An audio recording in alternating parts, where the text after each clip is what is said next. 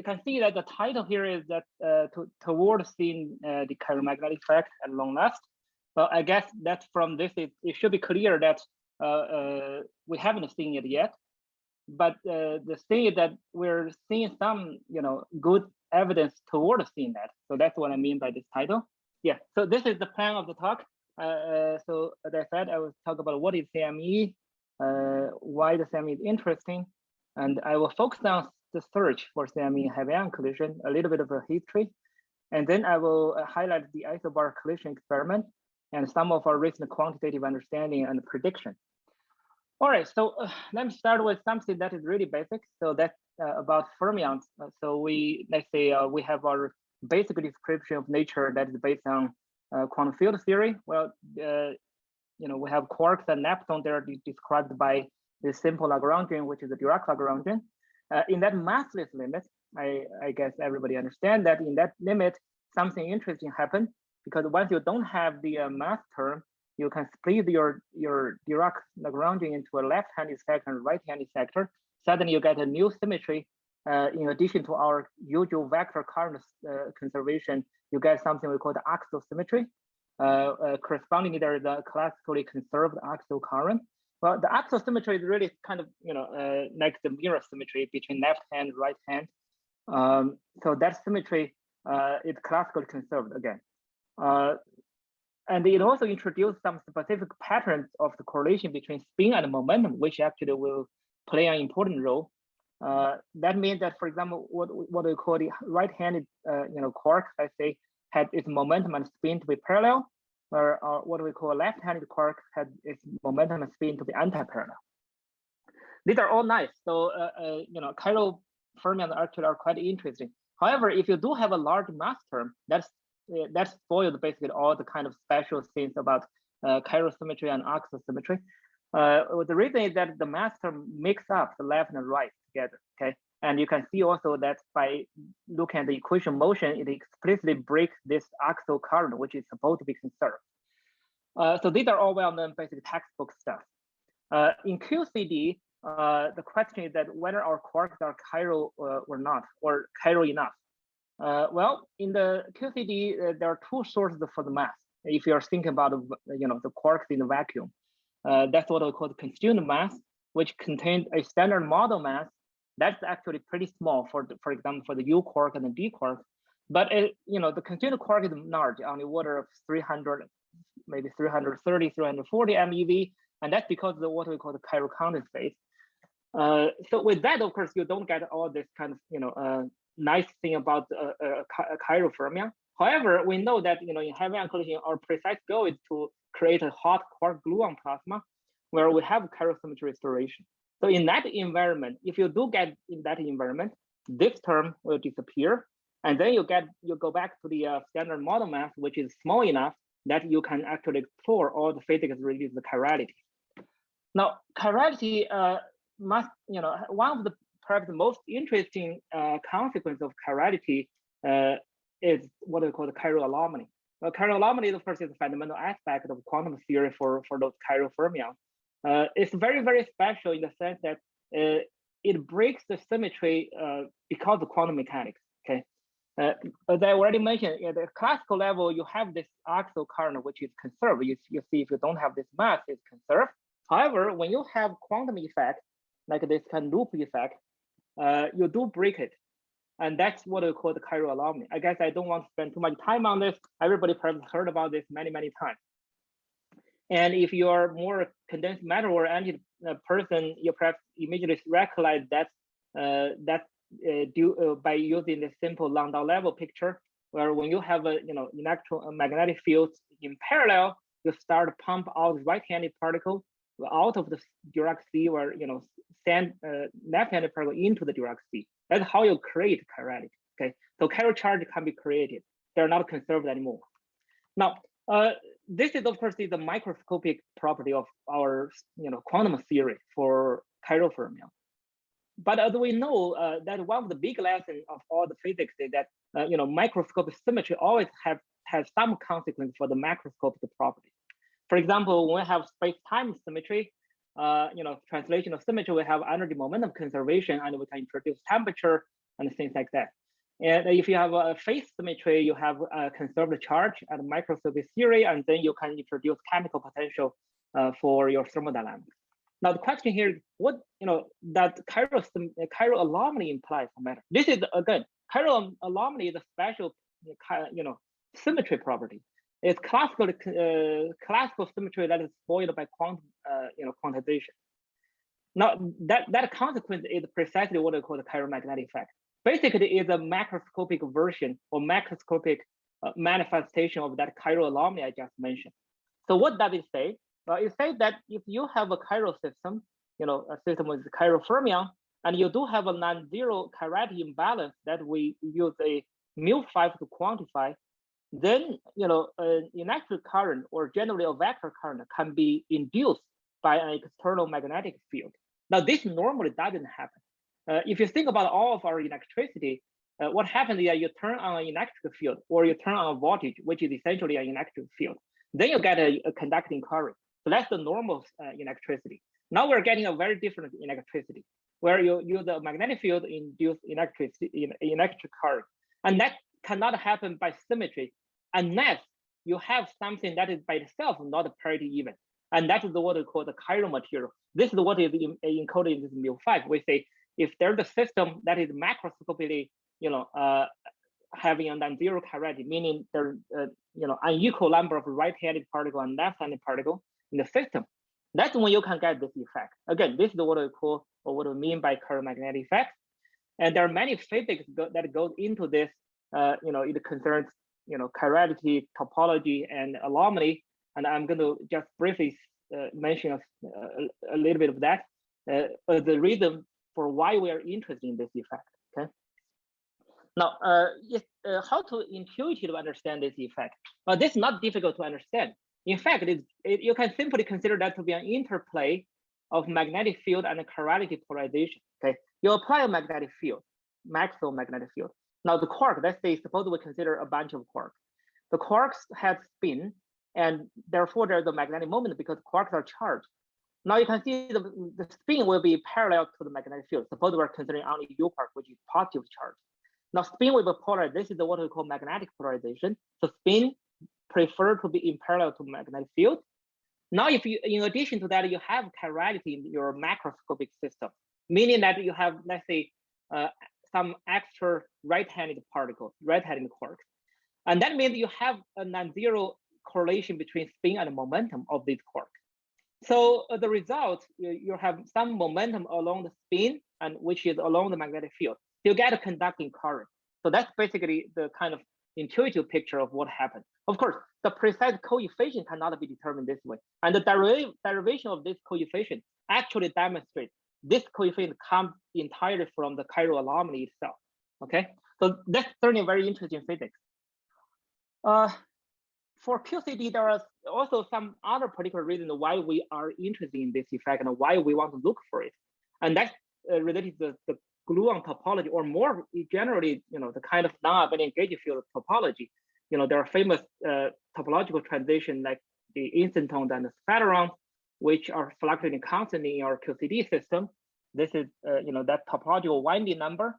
Well, normally, you wouldn't be able to catch that. They're supposed to be very important for, for example, chiral symmetry, breaking, for confinement, and for many non-positive dynamics in QCD. But it's not possible to directly catch them because gluon, they don't carry the usual kind of charge that we can probe. Fortunately, there is a way to probe that topological charge, and that is through the coupling with the quark. The quark. So here is a little illustration. This Mobius stripe is like the gluon topology. They're tracing across space-time, and the ends are like our quarks. When you go around that stripe, you can see the quarks, namely the ends, goes from one side of stripe to the other side.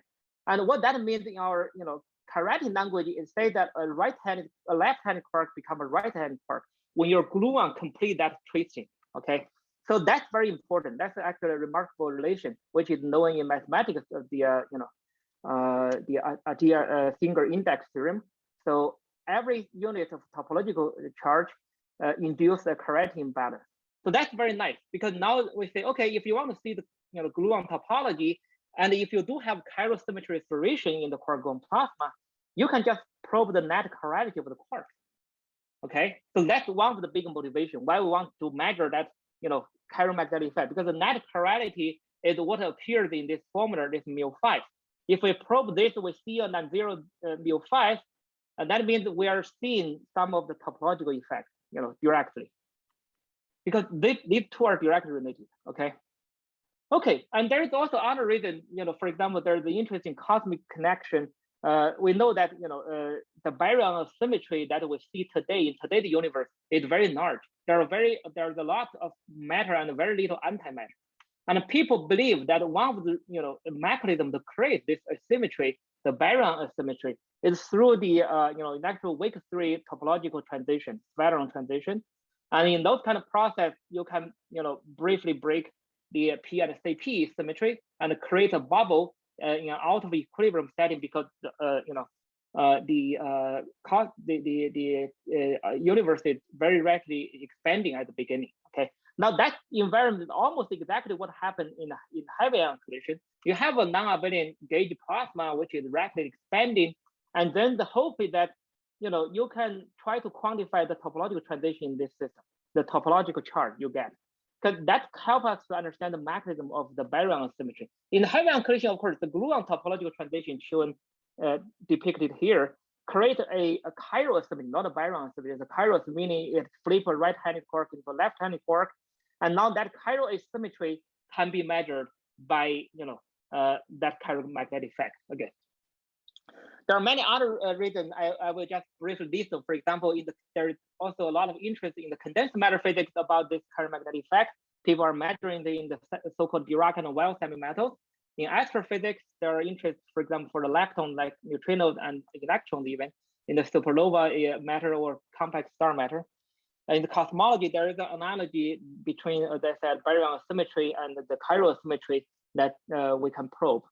And also in plasma physics, quantum information, and more, fundamentally quantum field theory and metabolic theory, there are many interests in this effect. So certainly it will be great if we can say that we see that effect, we measure that effect in heavy ion collision. Before I go into more specific stuff, let me also say that this, I think, in the last several years, the CME physics, within our field, heavy ion field, has become also part of, I think, a new kind of vision, namely to try to understand the quark-gluon plasma as a quantum spin fluid. In the past 20 years, people focused more or less on the energy momentum transport in this hot matter, and then people found that it's a nearly perfect fluid. Now the question is, what happened to the spin degree field in the fluid? Certainly, it'll be interesting to figure out that. Okay, in addition to the energy momentum transport, there are a lot of interesting phenomena related to spin transport. And the way to probe that kind of spin transport dynamic would be using things like magnetic fields, vorticity, and chirality. Okay, so this has become, I think, a very active sub-direction in our field. So now let me come to a more specific discussion on the search of CME. Now, before I go there, let me just say that if you have a question, feel free to interrupt me. I'm happy to discuss with everybody. So now I'm more specifically focusing on the chiral magnetic effect in heavy ion collision. This paper is really the kind of starting point of at least of the modern CME. Dima at that time, so basically he was motivated by this, possibility to directly probe that gluon topological fluctuation, because gluon topological fluctuation creates this kind of chiral symmetry, and that should be somehow observable. In this paper, basically he sketched some of these ideas. In particular, he mentioned this, the consequence of that. If all that happened, then we should see a charge separation. Basically, let's say U quark and anti-U quark going into two different directions of that, reaction plane. So that was, I think, the initial idea, at least from a heavy ion perspective. And then two subsequent papers, I think, laid down the theoretical foundation. There was one paper by Dima, Nari, and Harman, specifically discussing and estimating for the first time that possible charge separation effect. So they estimate the magnetic field, they estimate the amount of charge separation that could result from that topological charge, fluctuation. And then in this paper, the chiromagnetic effect is more formally formulated as we know it today. Namely, the formula I just showed you, that was really just formulated in this paper. So these are two important early theoretical papers. The experimental effort started with, I think, with this paper by Sergey, who, of course, was in close discussion with Dima. And right after Dima's theoretical paper, he suggested how to measure that kind of charge separation. And that's, of course, this famous Gamma Correlator. Now, of course, in all this effort, one of the important things that you need, of course, is the magnetic field. Let me just mention in passing that we do get a strong magnetic field in this heavy-ion collision process, as shown in this cartoon. I think perhaps for this audience, everybody knows this. So I'm not going to spend time. I'm just saying that this is really kind of subatomic lightning. You have all these ions, specific protons in the spectator that pass through the collision zone, and then they supply that strong magnetic field pulse, which can be as strong as the field times m pi squared. So this is a picture of those magnetic field lines. If you average over many events, it's pretty much homogeneous in the collision zone. It points upward, in the y direction, what we call the reaction plane direction. Okay, so you do have a magnetic field, and what could be the signal of that? Well, that's the charge separation. I think from today's perspective, what we would say is the following: you have a magnetic field that creates a conducting current. This is the CME current that is in the in the coordinate space. And that current will transport a charge. So this is just normal current transport. As a result of that, because there's a boundary, this is not an infinite system, there's a finite boundary. As a result, on the boundary, you'll start to accumulate positive charge on the top and negative charge on the bottom. And now you can see that the strong radial flow will blow everything out. As a result, you have more positive charge going upward with upward momentum, and more negative charge with no downward momentum. So what our experimentalists see is a distribution of particle in the momentum space, and that basically should be a dipole. Then you have some extra positive charge on one side of the reaction plane and a few extra negative charge on the other side of the reaction plane. If you do a Azimuthal angle distribution of that particle number or charge particle number, you would have this dipole term, which goes like a sine phi with respect to reaction plane. So that's the basic idea, that you want to measure this dipole. Okay. The dipole separation. Now, this dipole separation is proportional to the chiral imbalance you start with. And I remind you that where I said this comes from the topological fluctuation. Well, that means that if you simply average it, it's going to be zero. And of course, that's what you would expect, because QCD doesn't really break parity. Okay, it only breaks parity on an event by event basis.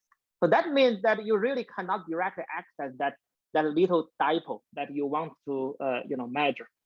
So what you can do is that you can measure the fluctuation of that. Okay, so basically, if you look at that dipole, you would see something like a distribution around zero. It's zero on average, but it has some width. So what Sergey proposed in this paper is the 3-particle correlation to look for that. That of course becomes the famous Gamma Correlator. I think again for this audience, perhaps most people know what it is. So the Gamma correlation is this specific 2-particle correlation, angular correlation, cosine phi 1 plus phi 2. It goes like cosine cosine minus sine sine. Okay. What it really does? Well, how to understand this observation? What it really does is that it's actually looking for dipole fluctuation difference between in plane and out plane. So this cosine angle is telling you information about in plane, activity. Or this sine is about out plane. This is like X, this is Y. Okay, easy to understand. So what happens in the heavy-ion collision, because we have a finite particle number, so you always get some non-zero dipole just out of statistical fluctuation. So you want to make a subtraction between cosine and sine. So what you're looking for is something going on in the sine correlation. That's from this dipole term, CME dipole. So what you want to look for is this. But to remove all those just irrelevant stuff, you do a subtraction between cosine and sine. So it's like suppose this is my cosine dipole distribution. This is my sine dipole distribution. I would see a sort of broadening in the out plane charge separation because of that CME dipole. So that's what this does. You can also look for a difference between same sign pair and opposite sign pair. That'll give you some extra handle.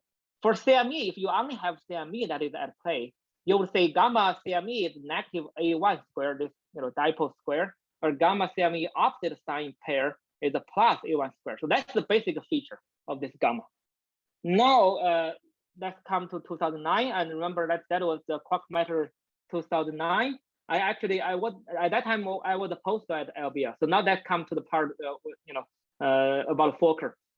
So I wasn't actually able to go to the Quark matter.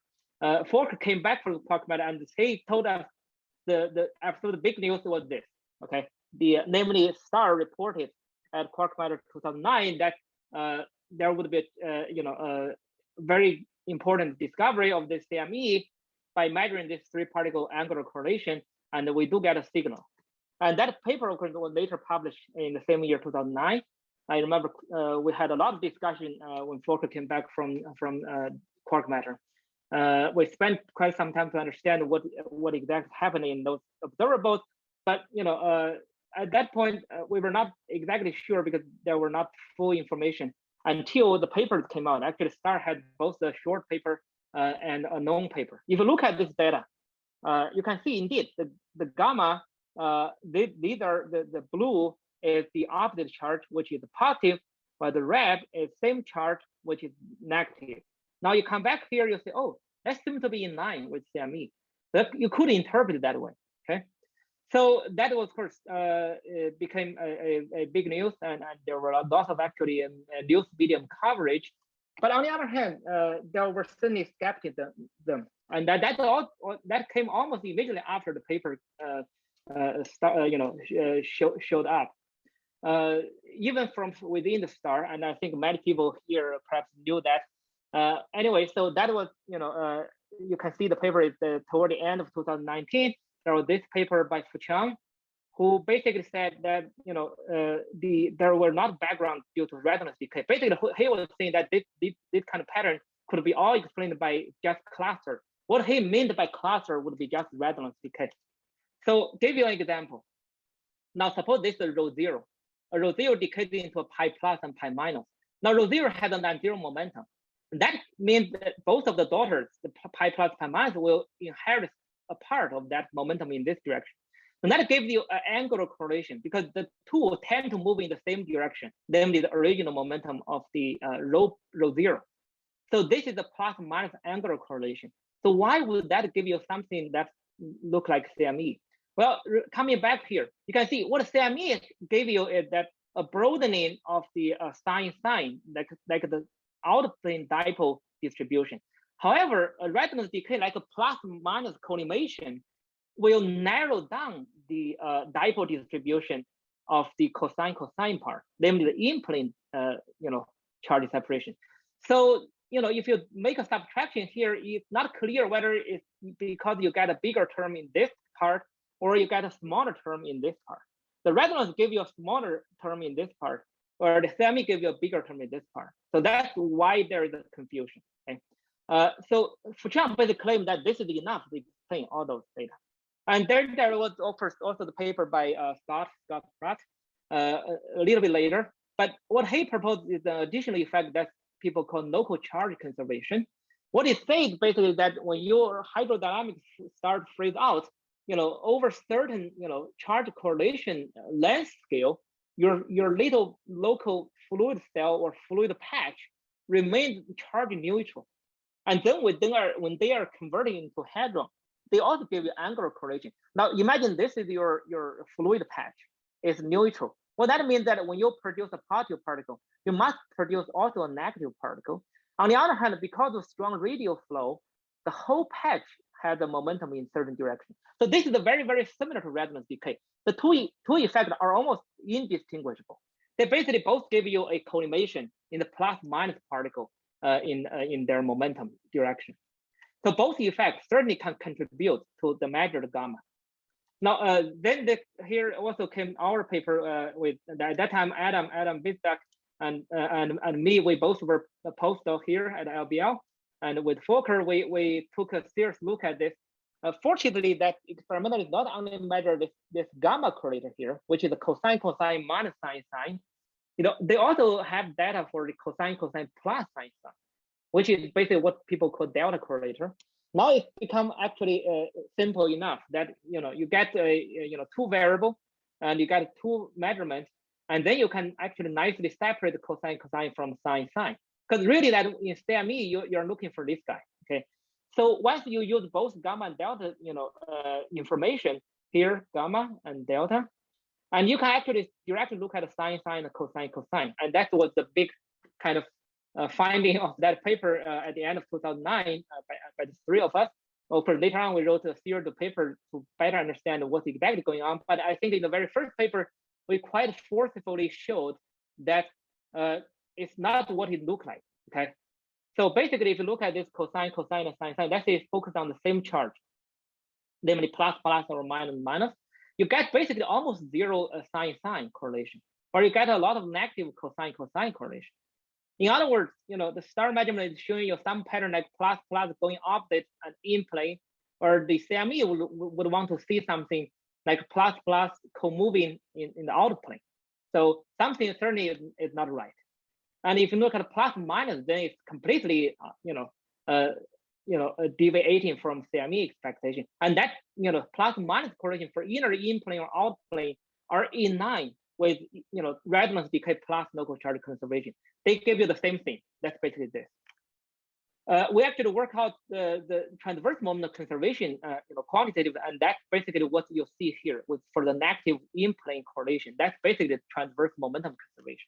Okay, so at that point, I think at least a small group of us were pretty sure that we didn't see the CME yet. Okay, but it was actually at that time, it was at the beginning hard to get that message through, and it took perhaps several years for people to gradually face the setback. Namely, what we measure in the gamma are mostly background. Okay, and that's of course is a tough situation. And actually, in a way, so after a few years, it was sort of like a harmonic oscillator which swing from one end to the other, and people thought the CME was dead. But that's not the case either. In fact, even in our very first paper and several of other papers, we also actually pointed out there is certain room for a signal. If you look at this sine, sine, cosine, cosine, you would feel strange because your cosine, cosine is obviously negative and finite, but your sine, sine is almost zero. That is quite unnatural. In heavy-ion collision, everything is pretty isotropic up to the modulation of V2. This kind of difference cannot be entirely due to V2. Okay, so that was actually a kind of already a hint that something is going on. So in the last paper, this paper, we actually took a quick look at all the known effects. There's CME, there's local charge conservation, which also include resonance because they behave the same. And then transverse moment conservation. You look at all the observable and you look at data, basically you can see that for the plus minus correlation, they're dominated by local charge conservation type of correlation. For the plus plus correlation, it strongly it had a strong contribution of transverse moment conservation, but there is a room for CME to exist. Actually, for this particular channel, there are no other effect that can easily explain this. Okay, so then that led to the kind of a new way of looking at this. Namely, we're refining the question. We're not asking, did we see CME in the gamma? Instead, we're saying, is there anything that is still remaining, which can be attributed to the CME? Or you may say, what fraction of gamma could still be from CME? So now it's become a game of hunting needle in a haystack, like this picture. Okay, it's certainly going to be difficult. It's a very difficult situation because it's a very small signal buried in a very large background, but certainly not the time to give up yet. You can think about many other searches in physics. For example, EDM. I don't know, people have perhaps spent maybe 30, 40 years on this. We keep increasing the upper limit, but I don't think we have seen that EDM yet. And similarly, for example, for the dark matter particle, double beta decay, magnetic monopole, many examples. So I don't think that's, we should easily give up on that, of course. So how to fight with the background? One of the things that we came to realize in this paper, and actually we worked out some details in this paper with Adam and Fokker here, is that we suggest a two-component decomposition. That's kind of natural. What is your gamma? And well, that contains a possible signal, but it also has a larger background. And again, the background, where does that background come from? it comes from the difference between in plane and out plane. Again, coming back here, that's the difference. And that difference for the bulk, for the background correlation, whatever it is, resonance, local charge conservation, all that. The reason why they don't cancel out entirely here is because they have slightly different strength in plane than out plane because of that V2. Therefore, their contribution to the gamma must be proportional to V2. Okay, so that was put forward quantitatively in this paper. So we actually did an exercise by using the star data of V2, gamma, and delta to try to separate the background and the possible signal, which is this so-called H. And that was used by Star later to analyze the beam scan 1 data for the gamma correlation, and they were able to extract something. Of course, this is model dependent because there is some phase space factor that we don't fully control. Nevertheless, it gave some hope. Namely, after you subtract out what belongs to the background, there seems to be something that is still exists. Okay, so that's important. So that I think triggered a lot of new approaches. Basically, the idea is I think it's like this. It's the two components. You have a background component. You have a signal component. The signal component is driven by magnetic field, or the background component is driven by elliptic flow. So you can vary one of the two. You can vary V2 for fixed B or vary magnetic field for fixed V2. So basically, you want to try to do that kind of, use whatever handle you have to try to figure out that change. And that, that can be helpful for you to extract this H. Meanwhile, people start to think about other ways to, to detect the CME. One of the possibilities is to look at what we call the collective excitation. That's something we call ferromagnetic wave. Well, wave, like all the other waves, is some propagating oscillation of coupled quantities. For example, electromagnetic wave is a coupled evolution of electric field and magnetic field, or the sound wave is a coupled evolution of pressure and density. So here we have this so-called ferromagnetic wave, which is a coupled evolution of vector and axial current. The reason why they get coupled together is because of CME and a complementary version that we call the chiral separation effect. These two together couple the vector and axial charge fluxes together and give you a new collective excitation ferromagnetic wave. This is just like a sound wave. You can propagate in the fluid. Now we analyze the consequence of this kind of ferromagnetic wave, which also shuffle the charge around in the fireball. So we conclude that this could lead to a charge codable pattern in the quark gluon plasma, and which of course can become a detectable.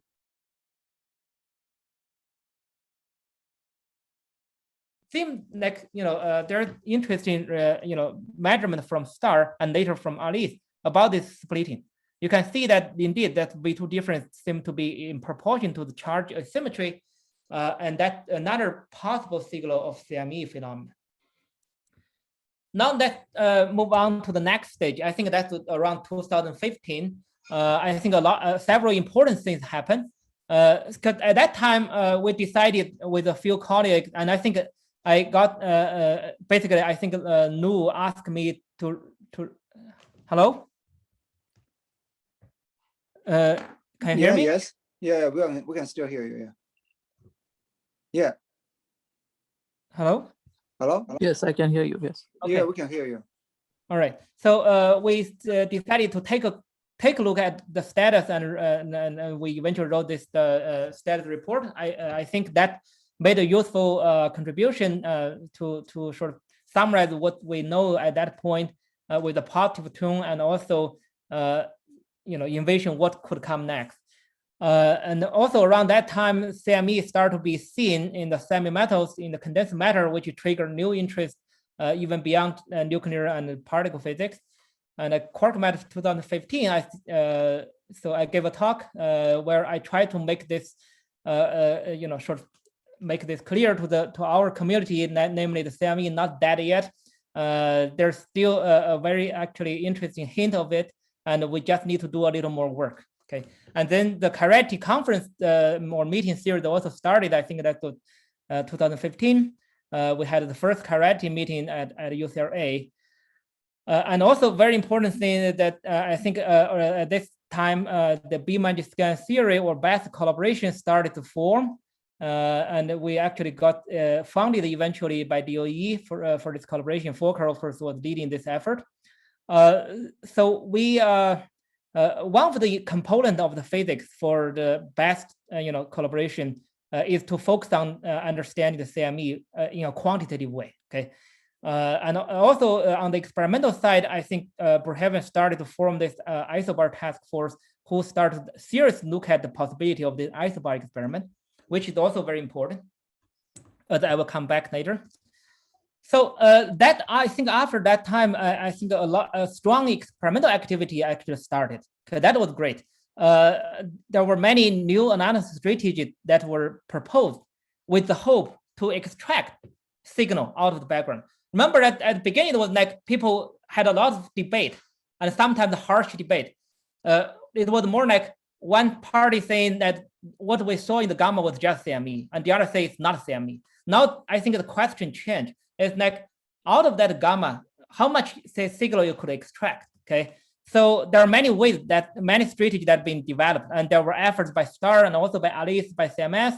The search extended from 10 GeV collision all the way to 5 TeV collision, and people tried various colliding systems from small to the large.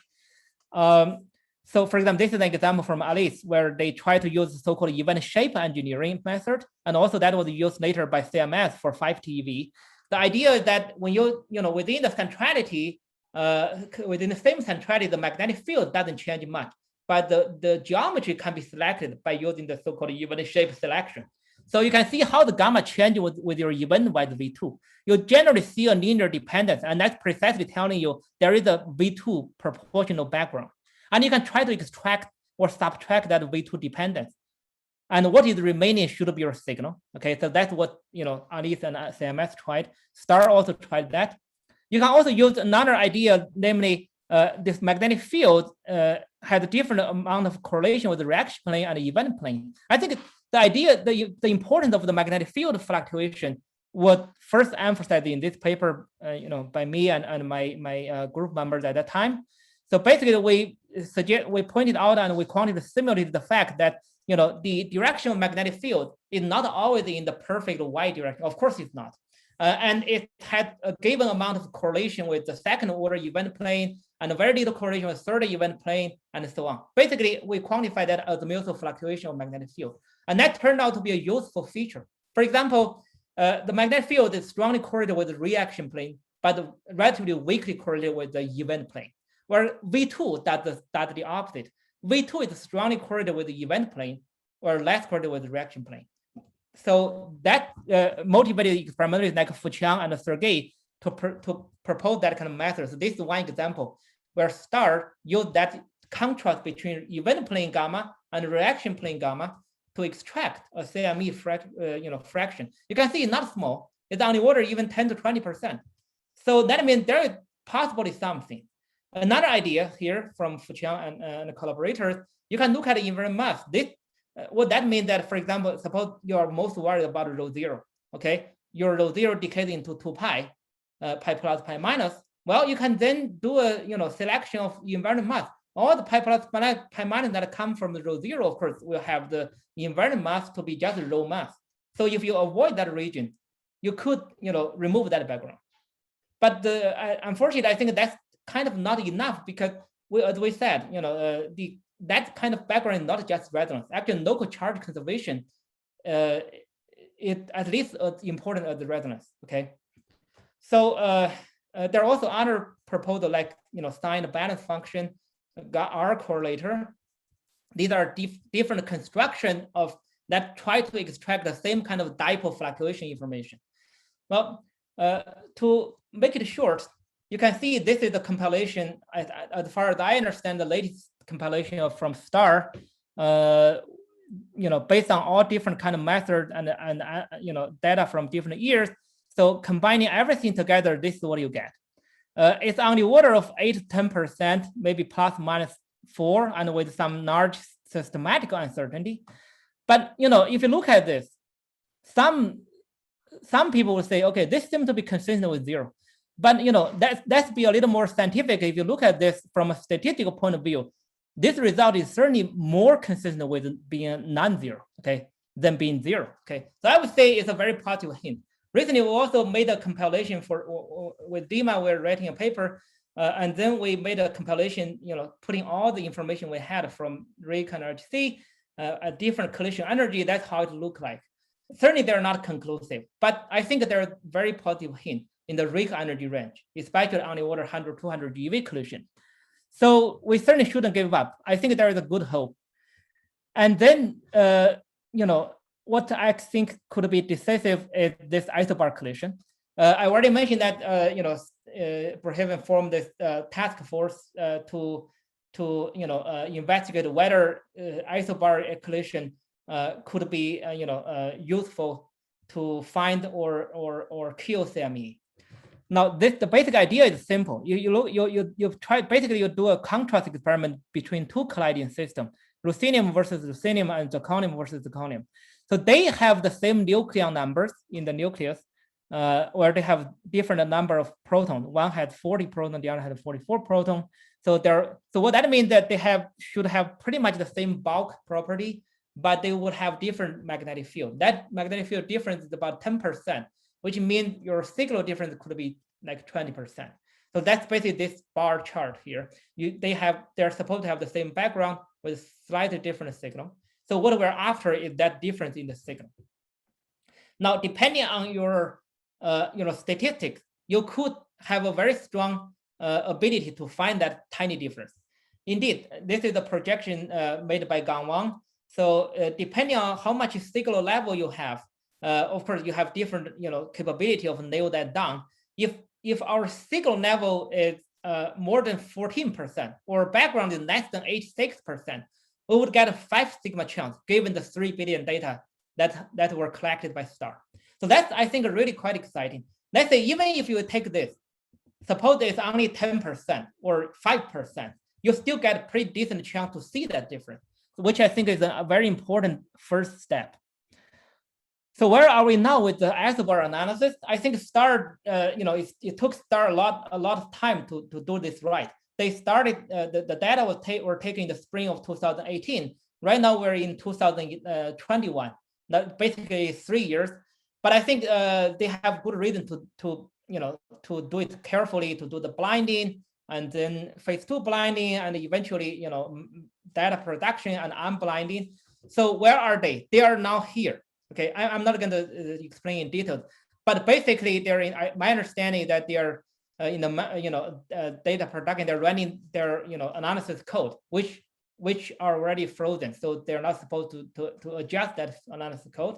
So they're here. My understanding is that they are perhaps going to have a public result maybe by fall of 2021, which means that we're just months away from seeing that actual outcome. Okay, so that's of course very exciting. And you may ask, where does the series stand? Do we have some prediction or not? Because that's important. You don't want to wait till the experimental result to come out. So that's actually was one of the things that the BAST collaboration was able to accomplish. So this is the little chart of the BAST collaboration mission, which showed various components of our efforts. So one of the components basically is focusing on the CME. That's the CME working group. So one of the major outcome of that effort, the CME working group, is the development of a framework for simulating and quantifying CME signal and background in the same framework. Okay, so this has now become known as the EBE-AVFD. What it means is that event by event anomalous viscous fluid dynamics. So this is the flow chart of how that framework works. We start by event proton neutron profile, and that profile is the initial condition, of course. And that initial condition give you the hydro bulk entropy initial condition. It also gives you the initial electromagnetic field, and then that bulk, of course, evolved according to the viscous hydrodynamics. We can use either visual hydro or music hydro to run that bulk background. And then on top of that bulk, we solve the equation for the chiral transport, basically what we call the anomalous hydrodynamic equation. And that is driven by magnetic field on top of the bulk fluid. And then you evolve all of the current of the quark. At the end, you put them together to do the Cooper-Frye freeze out, where you get your charge separation effect. And here we also implement the local charge conservation. And then after that, there's the hadronic afterburner, where we take into account all the resonance decay. So with all that done, I think we are able to both quantify signal and calculate background. So just in case you want to know, these are random equations for the quark current, which include CME effect and all the usual viscosity effect. So here is a little cartoon demonstrating that CME transport. Suppose you have a magnetic field in the outplane direction. You can see starting from some usual initial condition for the U quark, the right-handed component moved upward, or the left-handed component moved downward. Now, if you do have an initial chirality imbalance, which means one of them dominant over the other, then you get a right-left asymmetry, which is the chiral asymmetry, and that gives you a charge asymmetry at the end. When you evolve the whole system toward the end, on the freeze-out surface, you start to see this charge separation. On one tip, there's a little extra positive charge. On the other tip, there's a little extra negative charge. So this is a hydrodynamic realization of chiromagnetic effect. Okay, in our first paper we quantified that signal H in the gold 200 GeV collision. You can see that that basically at least demonstrate that we could quantitatively explain that signal extracted by star.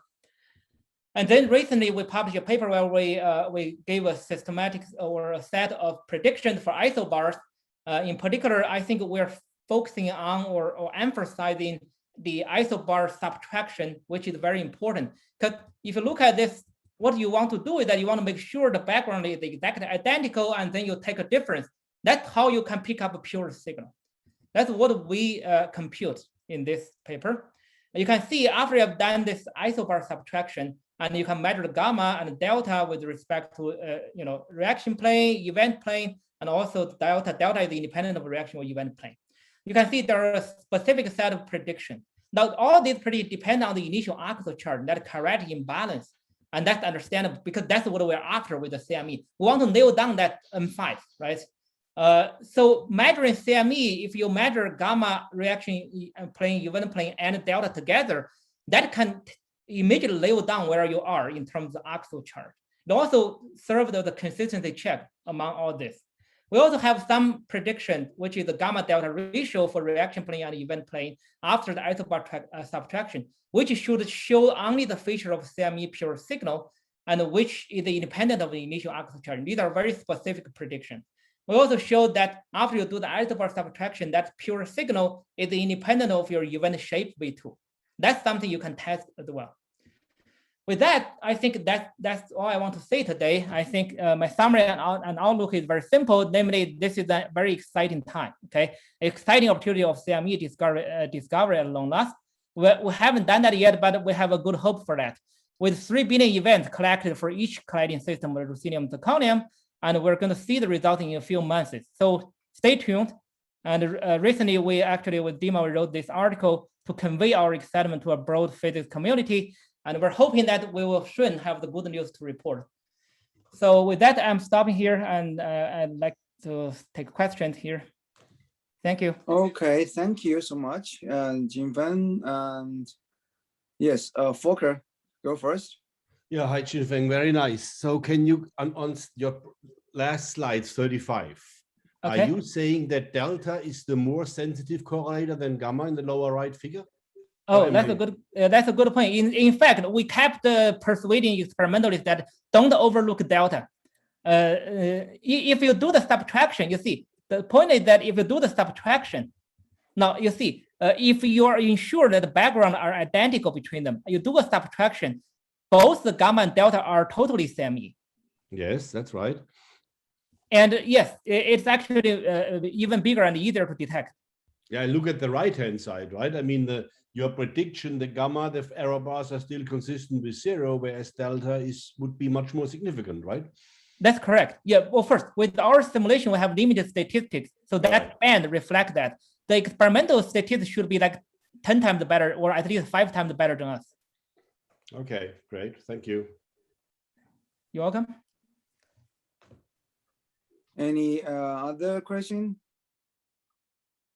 On this plot, apparently the signal depends on the initial the charge, like actual charge symmetry.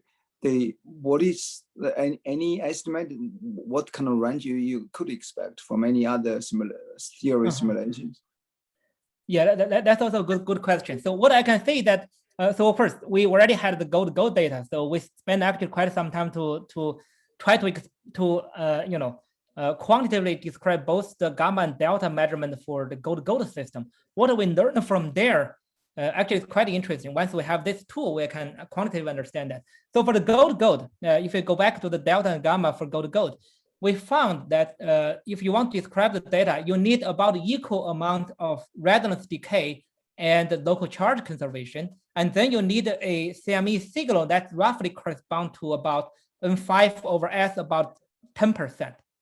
N5 over axial charge over entropy is about 10%. Now, of course, that doesn't mean that the Isobar has exactly the same axial charge level as the gold, but that gives you a good indication. It's perhaps somewhere around here. What is in theory? What determines that quantity in theory? Okay, so our current understanding is the following. So when you have this nuclear wave function and then you collide, and then there are some initial seed from the color glass condensate, which are those color flux tube. I'm sure you guys all saw some plots from the CGC or Glassma people where there's all the little color flux tube. Inside those color flux tube, there are non-zero E dot B. So those are the seed for triggering the topological fluctuation. But unfortunately, that to precisely calculate that, I think it's almost impossible. You can do some simulation based on that picture, namely this kind of Glassma fluctuative picture. You see there are many of the domains of local axial charge or topological charge density. And then you can do that initial condition 1,000 times to figure out how much axial charge you get.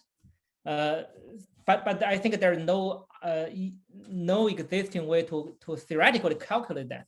And that's, I think, one of the initial motivation for this. Namely, by measuring CME, you can constrain that axial charge, which in turn tells you the topological charge. I see. So I guess on the right side, the curve, the error bar tells you the sensitivity of the experiments. On the right side, you mean here? On the right, no, on the low right side, okay. The error bar here tells you the experimental sensitivity, or? No, this is again our simulation statistical fluctuation purely from our simulation. What we demonstrate here is that once you do the isobar subtraction, what you see, the gamma delta are totally flat with respect to event shape.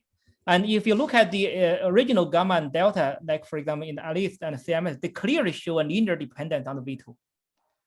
Yeah, but what I'm interested in, suppose that your estimate is right, is the density is about 10%, and then the signal you are looking at is varies from from like 0.02 to 0.03 10 to the minus 10 to the minus 4. Yeah, it's pretty small. Is that within the system, the experimental sensitivity? I would think so, because they have 3 billion data for each system. So, and of course, they cut centrality. Let's say if they choose 20 to 60%, that's perhaps about half of the data. I know there must be some kind of experimental. They must have some kind of estimate. What is the sensitivity there? Right? That's right. I think that's what Gluon made. Right? Yeah. So let me say. So N5 over S about 10%. It corresponds to a signal level about 8 to 10%, somewhere here. That means if I look at this, it's about maybe 3 sigma or a little larger, maybe around 3 sigma. Okay. But again, so I guess a few months we'll know. So right now, we just have our fingers crossed. Okay, we have another question. Please, go ahead. Yeah, I have a comment and a question. Can you hear me? Yeah, I can hear you. Oh, yeah. So first of all, thanks a lot for this very nice presentation. So I just want to make a comment that the actual number of events that are going to the analysis is like approximately 2 billion for each species. Okay. Well, more were collected, but after the cleanup and all the cuts, it's just like 2 billion approximately. I see. I have this is the comment. I have a question about the plot where you had V2 on the x-axis and the delta and the gamma on the y-axis. Yeah. So, do you include do you consider the fact that the V2 could be different between ruthenium and zirconium? Okay, very good question. And yeah. So, and if that happens, then how does this get modified? Yeah. Okay, very good. So that's a good question. Actually, I was thinking about this, but I decided that I want to make the talk simple and I didn't want to go into too many details. But that's actually a crucial question. If I come back here, the big assumption here is that you have the background to be identical between ruthenium and zirconium. And already people asked, raised the question about that. People like Fu Chang and also other groups. So there are two concerns. First of all, the ruthenium zirconium initial nuclear distribution are different, and even there are even uncertainty about their nuclear distribution. That is certainly affect the calculation of, for example, eccentricity and magnetic field and so on. These are valid questions or concerns. And what we propose, and actually that was discussed in this paper, but unfortunately we don't have enough of space to show more picture there. But in our 2018 Quark matrix proceeding, we did show that pictures. Namely, if you want to do the isobar subtraction properly, what you need to do is that you need to apply both a centrality selection and a geometry cut. And I'm not saying doing the fine combing of event shape, but you just do, let's say for centrality, you just cut the typical event with some V2 cut. We tested with both the initial Monte Carlo simulation and our actual AVFD simulation. Once you apply that cut for identical cut for both systems, they will have absolutely the same bulk property and background, and their signals are different. So that's indeed very important. Actually, if you just do the conventional centrality cut, I think that there could be a very minor difference in the V2 in the same centrality between ruthenium and zirconium. And that depends on what centrality you're looking at. If you're in the more central region, that difference it's sizable. You cannot neglect it. But if you're on the relatively more peripheral region, that difference perhaps is negligible. But again, the best thing to do is that you just apply that cut. You throw out maybe 30% of your tail event, and make sure the two systems have the same V2 and have the same multiplicity. Yeah. That answer your question? Yeah. I mean, it does answer.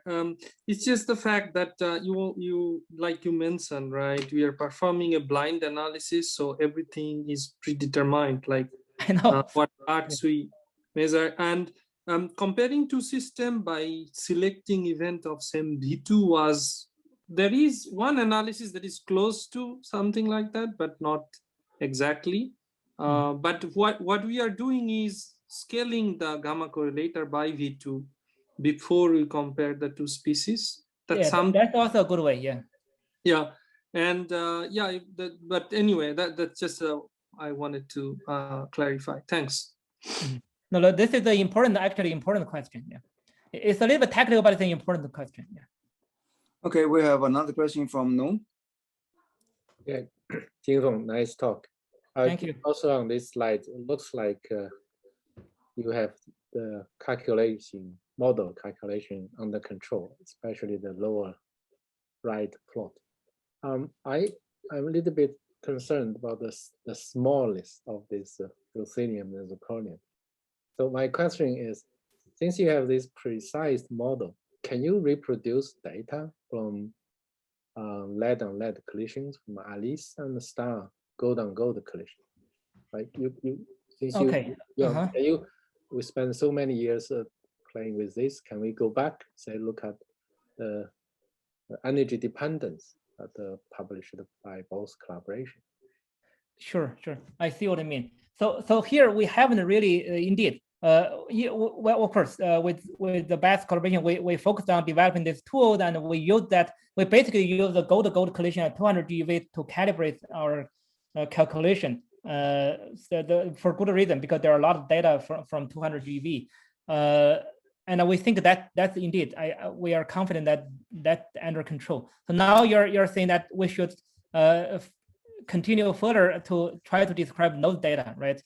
For example, yes. Yeah. So let me just say that at 200 GeV, this for gold-to-gold, this kind of behavior was already reproduced in our calculation.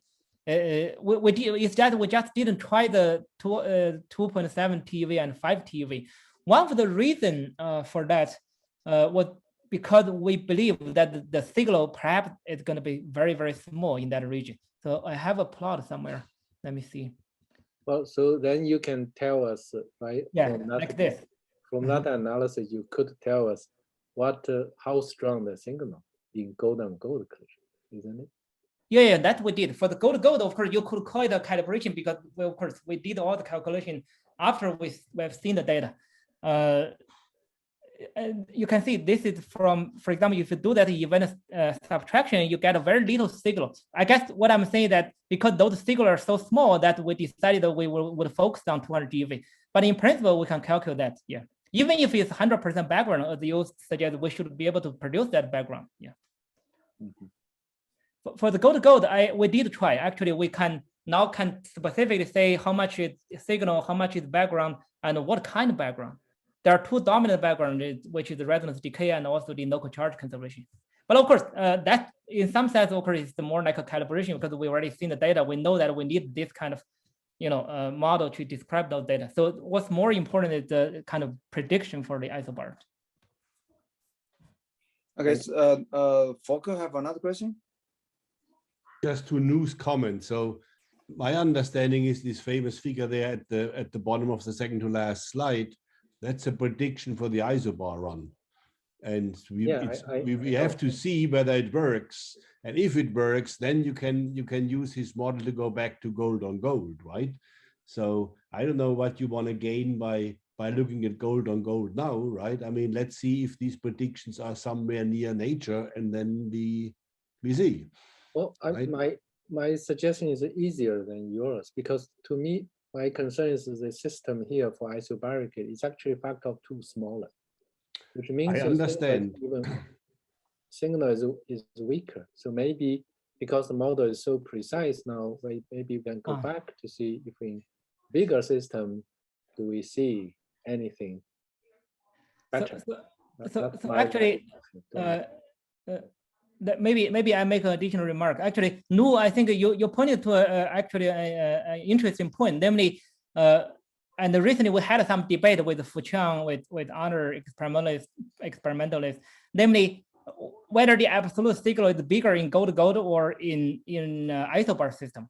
And we tend to think that the actual signal is perhaps still bigger in the gold-to-gold. But the strength of the isobar is because there is a contrast, handle. That's why the isobar has a bigger chance to first identify the signal. Once we have identified that signal, I think I'm all for it to do more gold-to-gold because gold-to-gold actually should have a bigger signal. I mean, it's just that the background is also overwhelming, perhaps.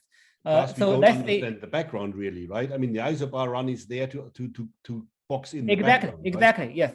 No, that's right. So once we do the isobar, we can nail down how much signal we have, and then as you both said, we can go back to the gold-to-gold and try to understand the gold-to-gold. And so in principle, the isobar can help you to understand the background in gold-to-gold. Is that what you're saying? No, it's actually removed the background. That's what subtracted out. That's what because we cannot control it sufficiently well theoretically. We have to do it with an experiment. That's right. That's the problem. And we can continue with gold on gold, and as Jinfeng said, do our discussions, which we did for what is it now, 12, 13, 14 years. What is background? What is signal? Right? I mean, we have to make some progress.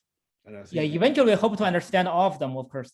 Of course, eventually, yes. But I think without the isobar run, I don't see how we No, that's right. Yeah. Make progress here. That's my take, at least. Well, if I understand your answer, Jinfeng, and also focus comment, even we understand the isobar result, we have no chance to understand the gold and gold alone. That's my understanding, right?